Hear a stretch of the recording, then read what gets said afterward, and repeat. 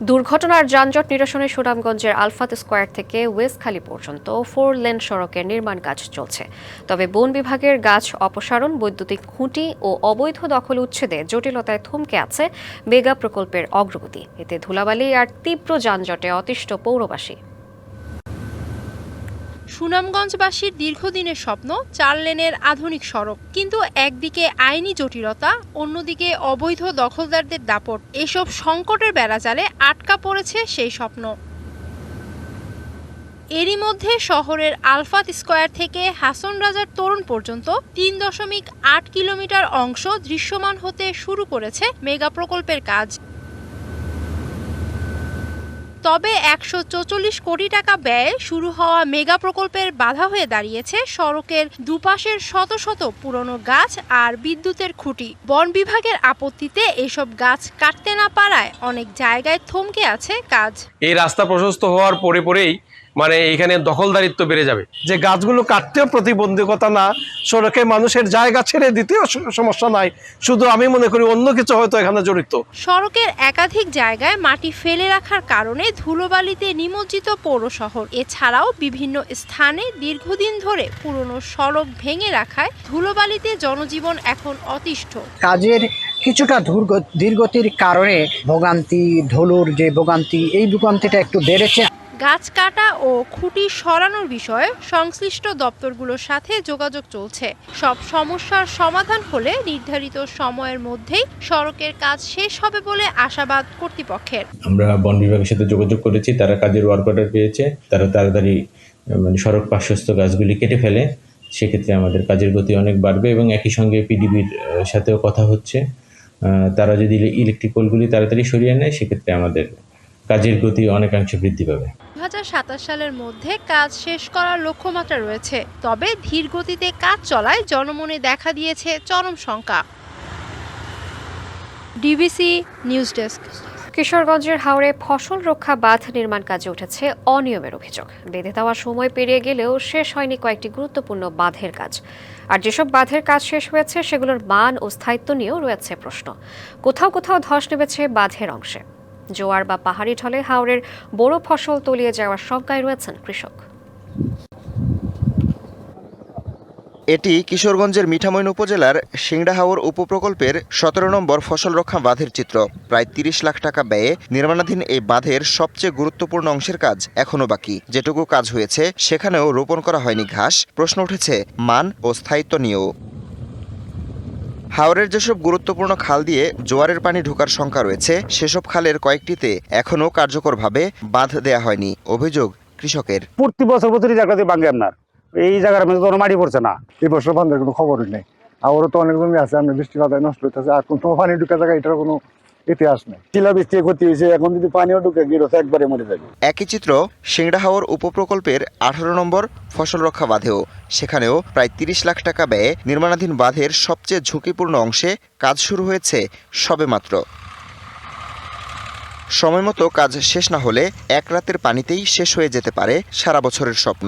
সাধারণ একটা মাটি ফালা, এটা একটু ল্যাপটপ দিয়া সাইরালা আর মনে করে বাদ জ্বালাইছে। এই ফসলের উপরে আমাদের সব আশা ভরসা। এই ফসল মনে করেন যদি নষ্ট হয়ে যায় তাহলে আমাদের সব মনে করেন শেষ। কৃষকের বাধা, জমি সংক্রান্ত আপত্তি এবং কাজ দেরিতে বুঝিয়ে দেওয়ায় সময়মতো কাজ শেষ করা সম্ভব হয়নি দাবি কর্তৃপক্ষের। আমরা তো পুরোটাই মাটি পালাইছি, আপনারা যদি এই বাজার থেকে মাথা পর্যন্ত দেখেন, দেখতে পারেন, সমস্যা নাই। আমরা পুরোটাই মাটি পালাই আনছি, খালি শুধু এই জায়গাটা লইছে। জমিলার মাটি না দরকার আমরা দিয়েছি 1 কিলো দিয়ে, আর কিলো আমাদের গাড়ির সমস্যা দিছে। 10-12 দিন গাড়ি বন্ধ গেছে, নষ্ট হয়ে গেছে, আবার নির্বাচনে বন্ধ গেছে সপ্তাহ আনে, এই জন্য আমরা কাজটা রেডি হয়েছি।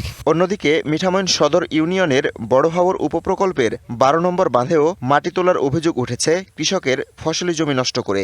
আবার 4 কামলা খেত কাটে লাইছে, এবার 6 কামলা খেত কাটে লাইছে, শেষ দেওয়া না। অবস্থাটা কি করছে, বাপ কাইলে আমার 2 কের ক্ষেত্রে আমি জিহুতলে কি খাম কই। বান্ডা বানছে যদি আমরা 1 মাস আগে লিখ দিত, আমরা ক্ষেত লাগাইলাম না। হারভেস্টার ডুহারের ক্ষমতা নাই। হারভেস্টার যদি গাড়ি আগলো মাথা করে এনে ডুহাই, ধানটা তো যাচ্ছে না উঠে। এদিকে বাঁধের কাজে ধীরগতির অভিযোগের পর পিআইসি কমিটির দায়িত্বশীল ব্যক্তিদের চিঠির মাধ্যমে শোকজ করেছে উপজেলা প্রশাসন। এই বিষয়ে পানি উন্নয়ন বোর্ড এক্সএম থেকে শুরু করে যারা আছেন, এস্টিমেটটা তারা করেন। কারিগরি ব্যাখ্যা তো এটার ব্যাখ্যা আসলে আমার কাছে নাই। যেটা পাশ থেকে নেওয়ার কথা সেটা হয়তো পাশ থেকে নেয়, যেটা দূর থেকে ট্রান্সপোর্ট করার কথা সেটা দূর থেকে নেয়। এস্টিমেটটা না দেখে আসলে বলা যাবে না। বাঁধের নির্মাণ কাজ দ্রুত শেষ করার তাগিদ দিয়েছেন সংসদ সদস্য। ফসল তলিয়ে গেলে দায়ীদের বিরুদ্ধে ব্যবস্থা নেওয়ার হুঁশিয়ারিও দেন তিনি। বাঁধের কারণে যদি জমি চলে যায় তাইলে কিন্তু আমি কিন্তু খুব সিরিয়াস হব, কাউকে ক্ষমা করব। এটা কিন্তু সবাই বলে দেও, আমার ফসল যাইতে পারবে না। হ্যাঁ, যদি যতটুকু বাদ দেওয়া তার উপর দিয়ে পানি যদি আইসা পড়ে সেটা আমার কিছু করার নাই। জেলার 8 উপজেলায় 23 কোটি টাকা ব্যয়ে 144 কিলোমিটার ফসল রক্ষা বাঁধ নির্মাণ করছে পানি উন্নয়ন বোর্ড। এর মধ্যে অসম্পন্ন 3টি বাঁধের ব্যয় ধরা হয়েছে প্রায় 1 কোটি টাকা। DBC news desk. বরিশাল বিভাগ জুড়ে আশঙ্কাজনক হারে ছড়িয়ে পড়েছে সংক্রামক ব্যাধি হাম। উপসর্গ নিয়ে এই পর্যন্ত মৃত্যু হয়েছে 8 শিশুর। আর বছরের শুরু থেকে এ পর্যন্ত সরকারি হাসপাতালে চিকিৎসা নিয়েছে 4 শতাধিক শিশু। আক্রান্তের হার বরিশালে বেশি, মৃত্যু বরগুনায়। সংক্রমণ ঠেকাতে টিকাদান কর্মসূচি ও সচেতনতার বিকল্প নেই বলেছেন বিশেষজ্ঞরা। বরিশালে ভয়াবহ রূপ নিচ্ছে হামের সংক্রমণ। শের-ই-বাংলা মেডিকেল কলেজ হাসপাতালে রোগীর চাপ ধারণ ক্ষমতার চেয়ে কয়েক গুণ বেশি। শিশু ওয়ার্ডে এখন কেবলই কান্নার শব্দ। হাসপাতালের এক একটি বিছানায় গাদাগাদি করে তাদের লড়তে হচ্ছে সংক্রামক এই ভাইরাসের সাথে। জ্বর ছিল প্রথম, জ্বরের পরে আবার আমাশয় হয়েছিল, পাতলা পায়খানা হয়েছিল, পরে দিয়ে আবার কোনো ছিল না, হাম ছিল না, 4 দিন পরে হাম হয়েছে। এই যে একটা বেডে 2টা রোগী, আর 2টা রোগীর যে মা অবশ্যই থাকা লাগবো, এই যে এটুকুর মধ্যে কিভাবে থাকবো বলেন? আমাদের খুবই কষ্ট হয়, থাকতে পারতেছি না। বাচ্চা কান্নাকাটি করে, নিজেরা মানে শোয়া যায় না, এরকম বিশৃঙ্খলা অবস্থা। আইসিইউ হইলে বাচ্চাগুলো একটু সুবিধা হয় আমাকে। তথ্য বলছে বছরের শুরু থেকে মার্চ পর্যন্ত হামের উপসর্গ নিয়ে হাসপাতালে আসা রোগীর সংখ্যা গত বছরের তুলনায় 75% বেশি। গত 3 মাসে সরকারি হাসপাতাল থেকে উপসর্গ নিয়ে চিকিৎসা নিয়েছেন 341 জন। বিভাগের অন্য জেলার সদর হাসপাতাল ঘুরেও দেখা যায় আক্রান্তদের অধিকাংশের বয়স 9 মাসের নিচে। MNCS প্রজেক্টের মাধ্যমে মূলত টিকা ক্রয়, টিকা সারা দেশে পরিবহন এবং টিকা প্রদানের যে খরচ নির্বাহ করা হতো, হঠাৎ করে টাকার সংকট তৈরি হয়। সংকট তৈরি হওয়ার কারণে এই টিকা দেওয়া প্লাস এগুলোতে অনেক কিছু সংকট আসলে হয়েছে। এই সমস্ত সংকটের কারণেই টিকা দেওয়া কিছুটা ক্ষতিগ্রস্ত হয়েছে, প্লাস লাস্ট MR ক্যাম্পেইনটাও হয়ে গিয়েছে অনেকদিন আগে। এই সব কিছু মিলিয়ে আসলে হামের টিকায় কিছুটা ইরেগুলারিটিস ছিল।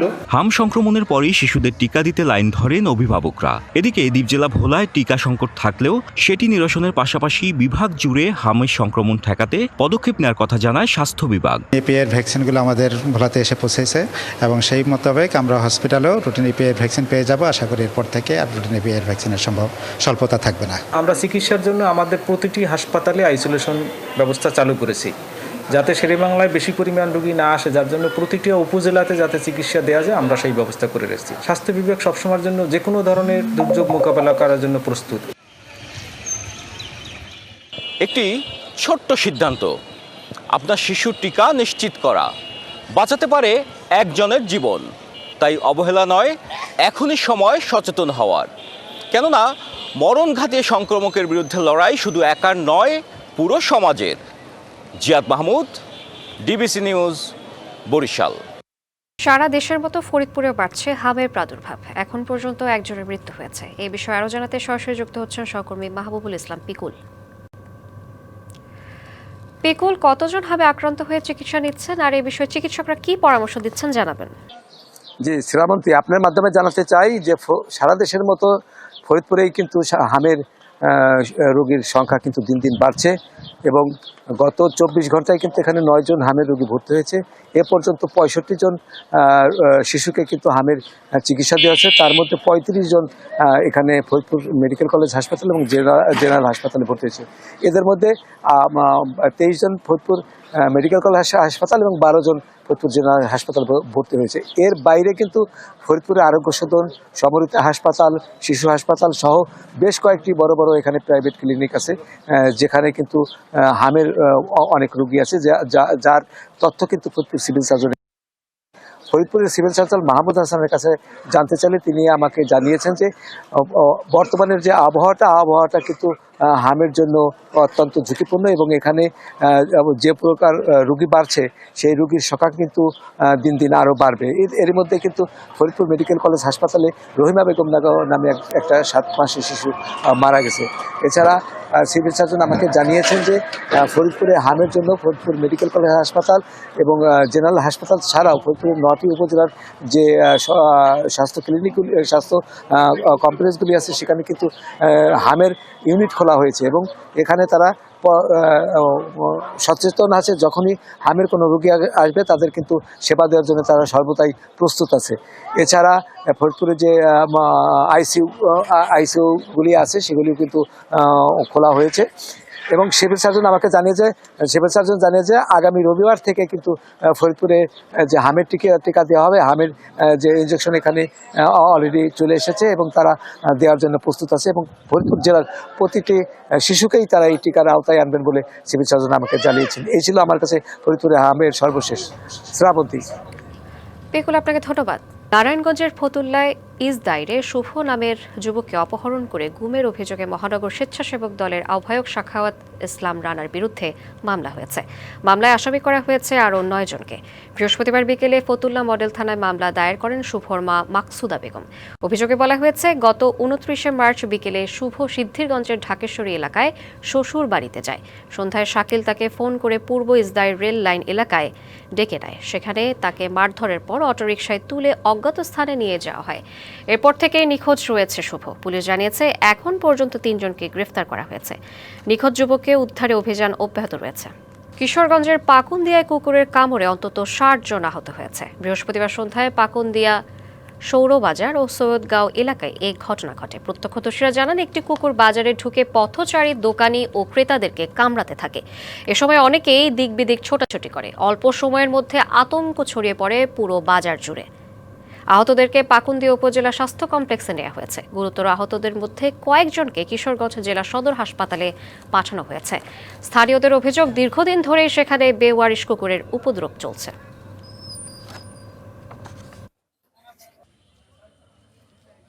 প্রায় 50 বছর আগে যশোরের শার্শা উপজেলার উলাশী যদুনাথপুর খাল খনন করেন শহীদ প্রেসিডেন্ট জিয়াউর রহমান। এতে বৈপ্লবিক পরিবর্তন আসে এই অঞ্চলের কৃষিতে। উপকৃত হয় কয়েক হাজার কৃষক। চাঙা হয়ে ওঠে স্থানীয় অর্থনীতি। তবে দশকের পর দশক দখল আর দূষণে খালটি পলি পড়ে ভরাট হলেও নেওয়া হয়নি খননের উদ্যোগ। 12 এপ্রিল খালটি আবারও খনন করবেন প্রধানমন্ত্রী তারেক রহমান। 1976 সালের 1 নভেম্বর তৎকালীন রাষ্ট্রপতি জিয়াউর রহমান যশোরের শার্শা উপজেলায় খাল খননের উদ্যোগ নেন। হাজারো মানুষের স্বতঃস্ফূর্ত অংশগ্রহণে খনন করা হয় প্রায় 4 কিলোমিটার দীর্ঘ খাল। নাম রাখা হয় উলাশী যদুনাথপুর খাল। খালটি উত্তর শার্শার 5টি বড় বিলকে যুক্ত করে বেতনা নদীর সাথে। এতে প্রায় 22,000 একর অনাবাদী জমি ফিরে পায় প্রাণ। বিপ্লব আসে পৌরসহ অন্য ফসল আবাদে। 1976 সালে 1 নভেম্বর উনি আমাদের উলুশিতে আসেন এবং খাল খনন করার জন্য এখানে প্রথম কোপ দিয়ে উনি উদ্বোধন করেন। এই সমস্ত এলাকায় যে বিল আছে একটা আবাদও হইতো না, বুড়িয়ে যেত। জিয়াউর রহমান দেখলো যে এই জায়গায় সোজা করলে পানি চলে যাবে, তাও গেছে কিছুদিন গেছে। তবে বর্তমানে দখল দূষণে খালটি মৃতপ্রায়। বাবার দেখানো পথে প্রধানমন্ত্রী তারেক রহমান ক্ষমতায় আসার পর আবারও শুরু করেছেন খাল খনন। সে উদ্যোগে এই খালটিকেও যুক্ত করার দাবি স্থানীয়দের। আমাদের খালটা পূর্ণ অবস্থা যেভাবে ছিল তার সাথে এখন বর্তমান নোংরা হয়ে গেছে। আমরা তারেক রহমান কাছে আমরা দাবি আহ্বান করছি যে আমাদের খালটা পূর্ণ সংস্কার আবার করা হোক। 2 সাইডে বাড়িঘর হয়ে ময়লা মাটি জমে খাল একেবারে বন্ধ হয়ে গেছে। কর্মকর্তারা জানাচ্ছেন খালটি আবারও খননে প্রস্তাব পাঠানো হয়েছে মন্ত্রণালয়ে। শহীদ প্রেসিডেন্ট জিয়াউর রহমান স্মৃতি বিজড়িত উলসী খাল, ওই উলসী খাল পুনরায় পুনঃখনন করে পূর্বের অবস্থায় যাতে নেওয়া যায় এবং ওই সময় উনি যেটা চিন্তা করছিলেন যে খালটা পুনঃখনন করে ইসে জনসাধারণের দুর্ভোগ লাভক নিষ্কাশন ব্যবস্থার উন্নয়ন, শেষ সুবিধা প্রদান, ওই সুবিধাটা আমরা আবার মানুষজনকে ফিরিয়ে দিতে চাই। উলাশী যদুনাথপুর খাল আবার তার পুরনো রূপ ফিরে পাবে। এ অঞ্চলে কৃষিতে ফিরবে সমৃদ্ধি, এমন প্রত্যাশা স্থানীয়দের। DBC news desk. সারা দেশে বিচ্ছিন্নভাবে বৃষ্টির মধ্যেই চুয়াডাঙ্গায় শুরু হয়েছে মাঝারি তাপপ্রবাহ। বৃহস্পতিবার বেলা 3টায় সর্বোচ্চ তাপমাত্রা রেকর্ড করা হয় 38.5 ডিগ্রি সেলসিয়াস। এ সময় বাতাসের আর্দ্রতা ছিল 34%। চুয়াডাঙ্গা শহরের বড় বাজার ও সার্কিট হাউস এলাকায় গলতে শুরু করেছে রাস্তার পিচ।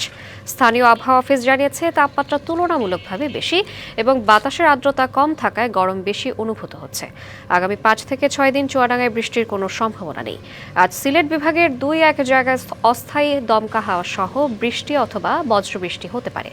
এছাড়া সারা দেশে শুষ্ক আবহাওয়া সহ তাপমাত্রা বাড়ার আভাস দিয়েছে আবহাওয়া অফিস।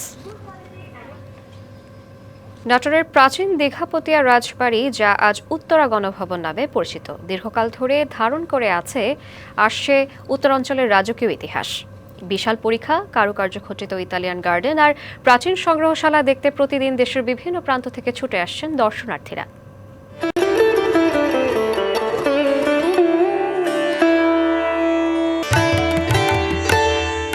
নাটোর শহর থেকে প্রায় 2.5 কিলোমিটার দূরে 41 একর জায়গার ওপর মাথা উঁচু করে দাঁড়িয়ে থাকা শত বছরের পুরনো এই প্রাসাদের প্রতিটি ইটের ভাঁজে ভাঁজে যেন লুকিয়ে আছে প্রাচীন বাংলার রাজকীয় ইতিহাস।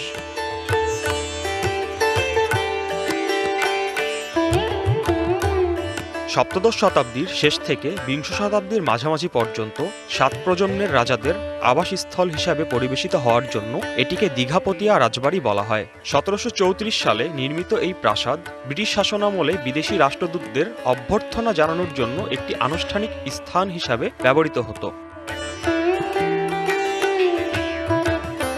1897 সালের 12 জুন প্রায় 18 মিনিট ব্যাপী এক প্রলয়ঙ্করী ভূমিকম্পে রাজপ্রাসাদটি ক্ষতিগ্রস্ত হলে রাজা প্রমোদনাথ রায় সম্পূর্ণ প্রাসাদ কমপ্লেক্সটি পুনর্নির্মাণ করেন। তিনি 1897 সাল থেকে 1908 সাল পর্যন্ত 11 বছর সময় ধরে বিদেশি বিশেষজ্ঞ, প্রকৌশলী ও চিত্রকর আর দেশি মিস্ত্রিদের সহায়তায় রাজবাড়িটি তৈরি করেন।